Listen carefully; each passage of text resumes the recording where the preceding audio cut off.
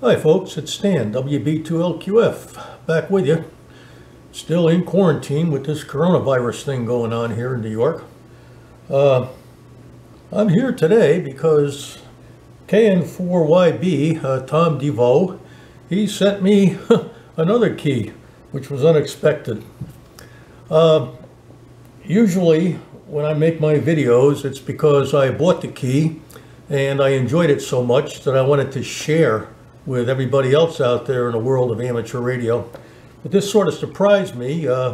Tom apparently likes my videos, and so he called me on the phone, told me that he had just designed a brand new Sideswiper and wondered if I would be good enough to take delivery on one for the purpose of evaluating it and giving him some feedback.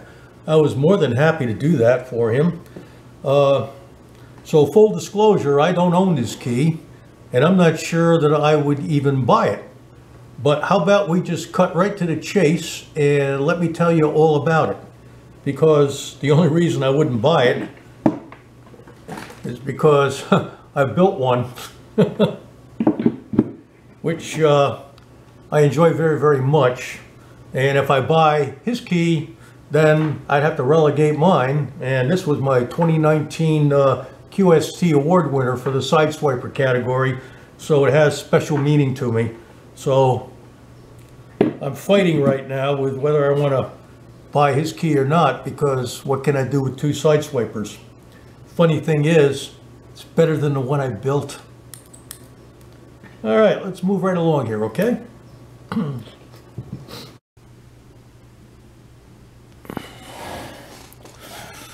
Okay, folks. Meet Tom's newest key, Sideswiper. He calls it the SW-75. I guess SW must be for Sideswiper, and 75 is because that's what he's charging, $75. First thing you'll notice is it's built like a brick you-know-what. That's a 3/4 inch steel base. Look at the oversized feet. It's a little packet material stuck in there. Oversized feet. Okay, little surprise here. There's a shorting bar. Okay, now we got a Sideswiper, and now we got a single lever paddle. So if you were to buy this thing and chose not to spend all your time doing sideswiping, and you wanted to use it with your keyer, all you got to do is move the shorting bar. Another thing you'll notice is these 5 holes.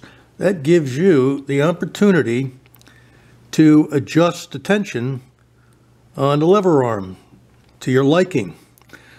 It's very reminiscent of the 1950s, actually 1930s, 1950s French Dynamanoflex, which of course is no longer available, and you probably couldn't afford one if you could find one.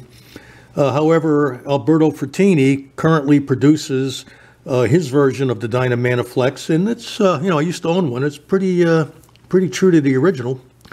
That had a sliding bar arrangement and a slot in the base, you know, a lot more machining.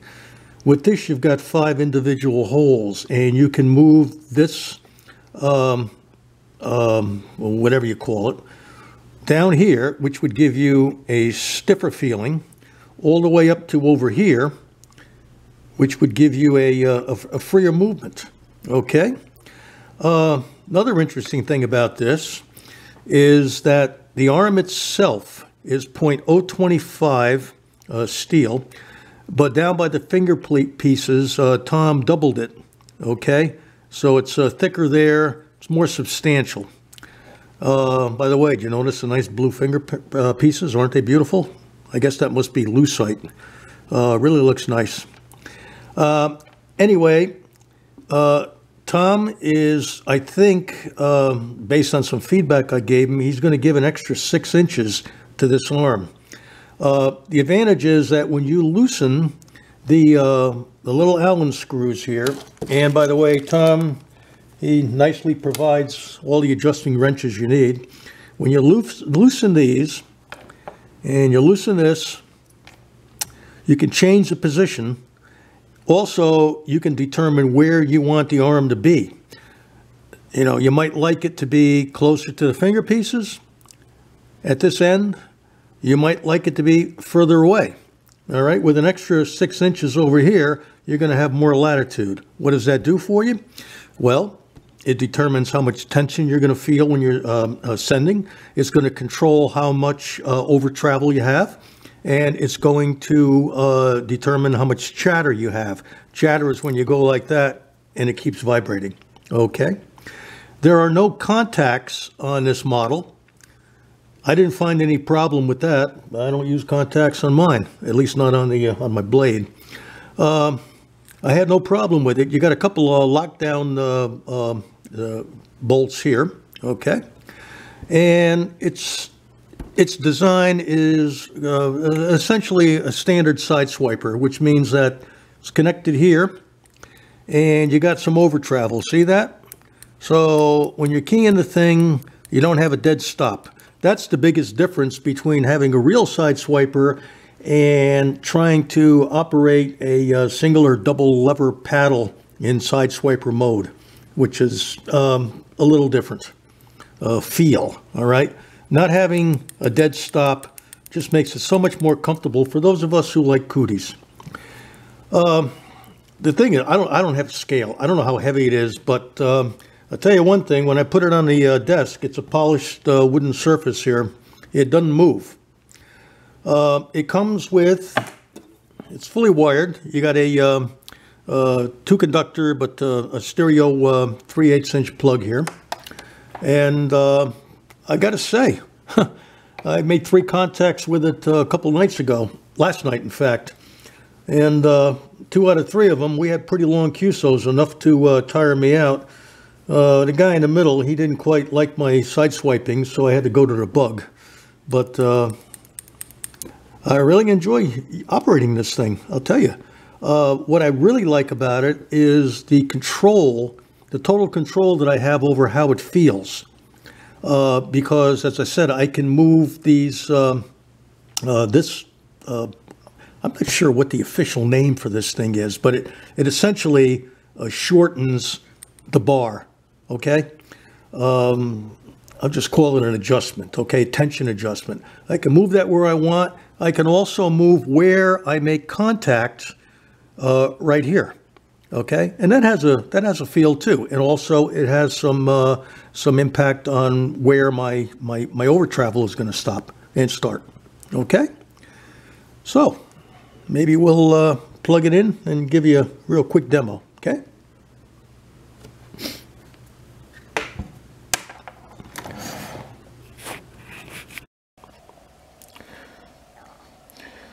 All right, here we are with the SW-75 sitting next to my homebrewed paddle. And first thing I'd like to mention is that I got them set up with the spacing actually the same. It's really the same. This looks a little longer because it's closer in the field of view here. But trust me, that's about the same arm length. However, this is a little thicker blade compared to this.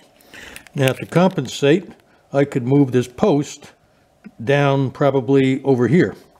And then that would make this feel the same as that. So this is what I meant earlier in this video when I said that there's a wide range of adjustments, okay?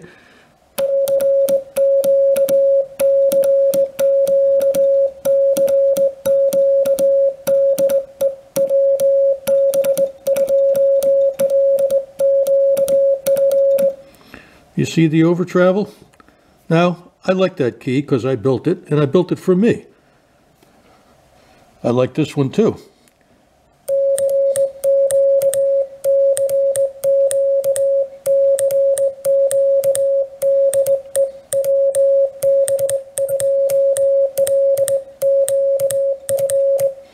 It's that over travel that makes a Sideswiper so neat feeling. All right.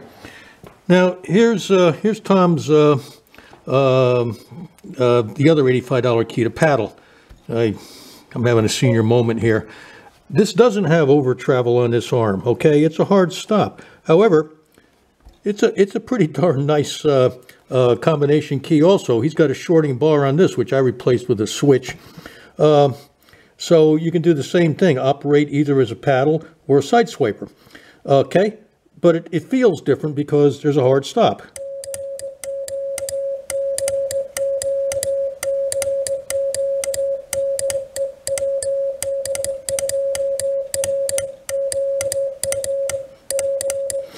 Now, you know, depending on who you are and what you're looking for, the kind of feel that you want, this is, consider this as an $85, primarily a single lever paddle that also doubles as an occasional Sideswiper.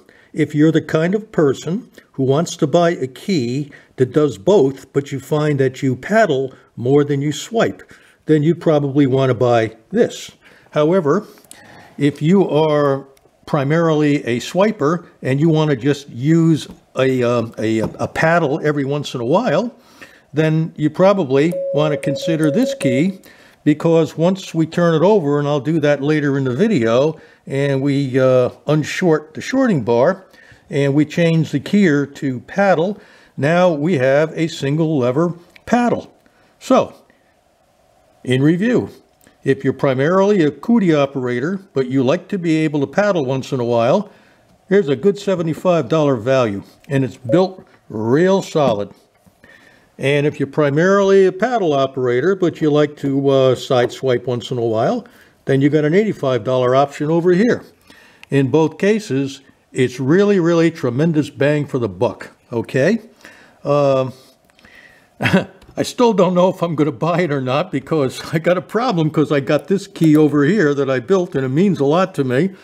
And I don't want to have two keys, because then I'll have to decide every night which one I want to use. But I really do like that.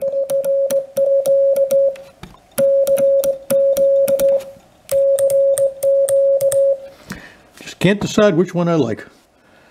Okay, let me set this thing up in a different manner, and I'll be back to you.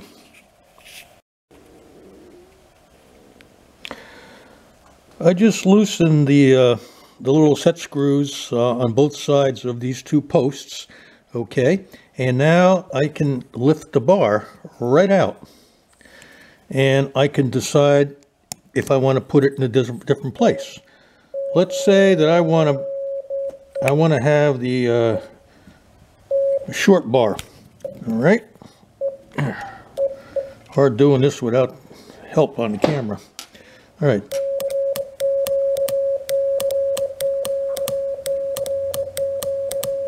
gives a different feel. Now, I mentioned earlier in the video, I said 6 inches. What an idiot. It's 6/10 of an inch. He's going to give you a little, about an extra ½ inch, okay, on the bar, which means that instead of having it out there, actually, if he gave you an extra ½ inch, you'd be able to make contact right to the edge of the doubler here, okay?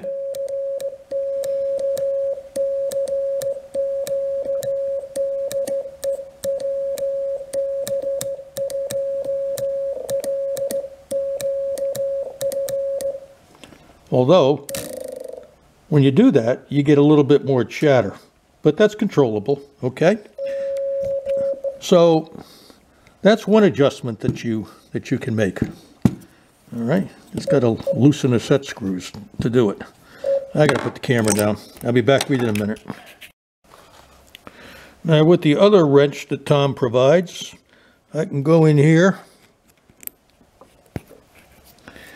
I can loosen this screw.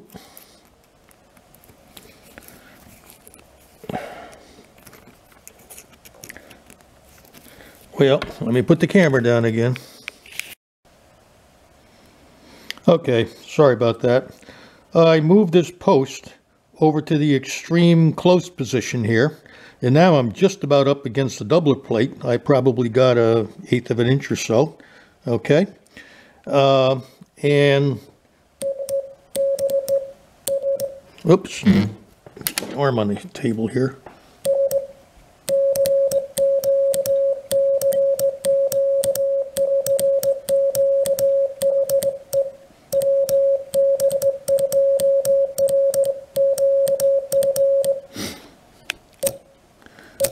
See how there's literally no chatter. I mean, the chatter is lasting for, what, 1/10 of a second? That's about it. Okay, so there's a lot of opportunity for adjustment. I can also pull the blade back. All right, now I get a little more chatter.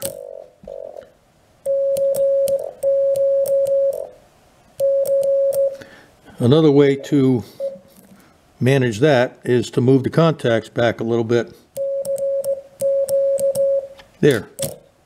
Now the chatter's back to practically nowhere.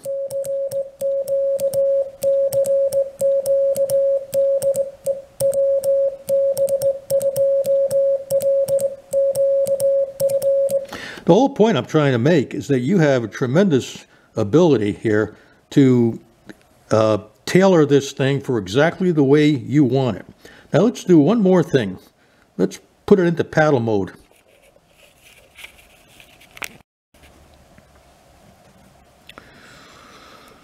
Okay, I got my keyer in paddle mode, and I unshorted the shorting bar, and I haven't done anything else.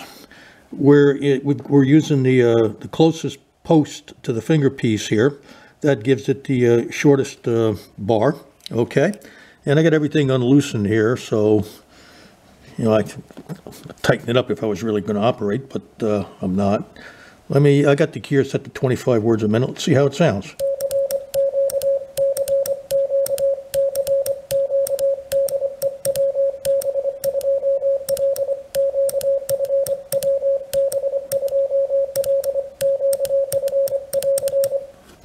So it's a darn fine paddle, as well as primarily a Sideswiper. And the base is really nice. I mean, that's a 3/4 inch base here. All right. Let me do this. There. This is the standard 1/2 inch base that Tom uses. This is a 3/4 inch base. And I heard a rumor that he might go to all 3/4 inch, which would really make for fabulous keys. There's nothing like a little bit of weight. This is a good hefty key. So I guess that's about all I wanted to say about this new SW-75. A great value at $75 in my personal opinion. And I'll probably be laying in bed at night deciding whether tomorrow, which is Monday, I'm going to send it back to him or if I'm going to PayPal him $75. I haven't made up my mind yet because I kind of in love with my key, but this is an awful good deal, I'll tell you. And it matches my paddle. So, until the next time, folks, 73 from Stan, WB2LQF.